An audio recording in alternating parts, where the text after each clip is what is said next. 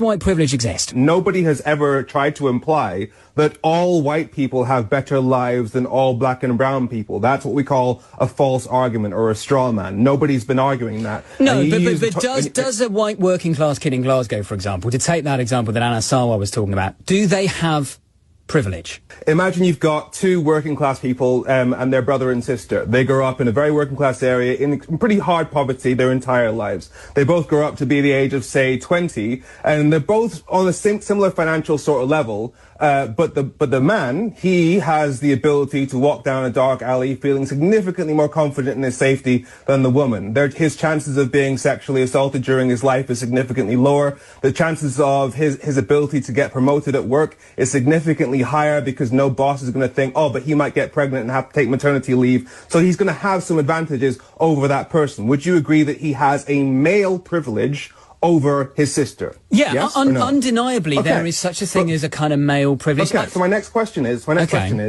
would you call that person who is in poverty privileged? No, I wouldn't, because I think the language of privilege, I think So you are able to understand, as you've just agreed, that there is such a thing as having privilege, such as male privilege, versus being privileged, which means you've got a cushy life, a pretty comfortable place in society. I think so you understand that, but when it comes to race, you're having an issue with it. Because if we take the situation of the working class community, given that in the UK, Oxford University sent out 3,200 job applications to various sectors of the UK economy, and the only thing they changed was the name. And they found that if you have an ethnic minority sounding name, you have to send between 70 and 90% more applications to get a call back, which means your ability to get a job, i.e. your ability to get money, your ability to have a decent quality of life in the UK passes through a filter of racism. Which is why, in my view, we should have blind applications so that you don't know the details, the sex, the religion, the whatever of anyone applying. That's why people use phrases like Britain is racist, because your ability to have a decent life passes through a filter of racism, which means that when you're talking about working class communities, people who are white are going to find it that little bit easier to escape poverty compared to their working class black and brown neighbours. That is by definition But there are lots of other metrics. I mentioned how white working class boys now are the section of society who are doing worst in school. Nobody is seeing that person's race when they're passing the GCSEs, but somebody is seeing that person's race when they're looking at somebody's CV. Does it matter then if white working class kids are performing so badly in school?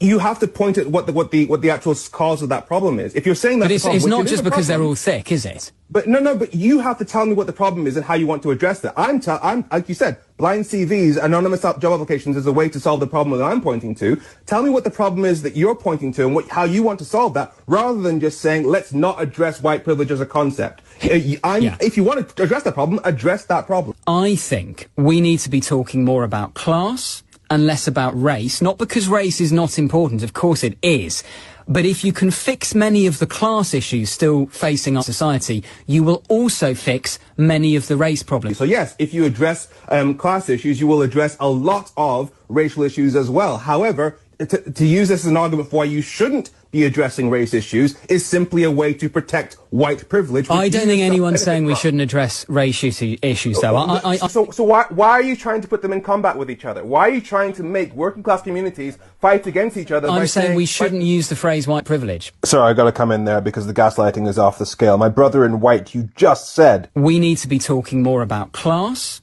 and less about race. So you literally said let's talk about racism less, which means let's fight racism less, which means let's allow problems that are directly caused by racism, which aren't all economic, to continue. That is explicitly defending racial hierarchy, but he's pretending he hasn't said that. Because if you are that white working class kid in Glasgow, you hear that, and it probably provokes racial tension as opposed to diffuses it. So given that you were able to understand that the male brother obviously has a male privilege over his working class sister by virtue of being male, and you were able to understand that, and understand that doesn't mean that he is privileged per se. You were able to understand that. Why are you trying to imply that working class boys and men are not able to understand that as well? They can understand the difference between having certain privileges versus being privileged. You can understand that. Why are you trying to imply that they're not intelligent enough to understand that as well?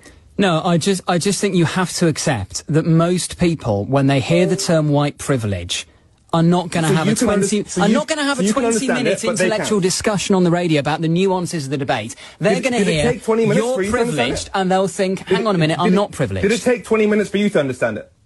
So why can't I think, I think it's a fair point, is it not, Femi, that language matters. Language really matters. And if you're going to take people who are objectively some of the least privileged people in our society and tell them, actually, in many ways, you are quite privileged, of course they're going to push back against that.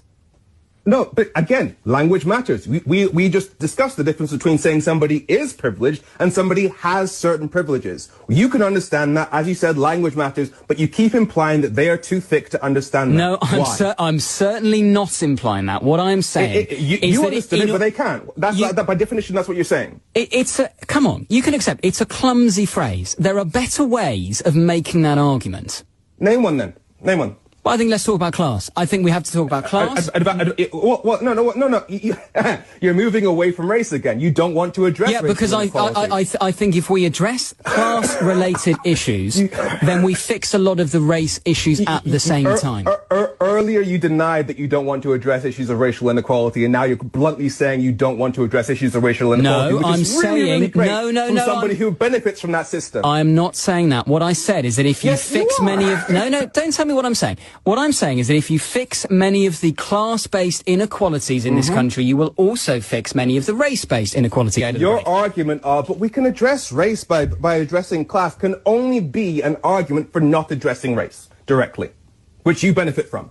No, I fundamentally disagree. Femi, we're going to have to leave it there. Femi Olawole. Does white privilege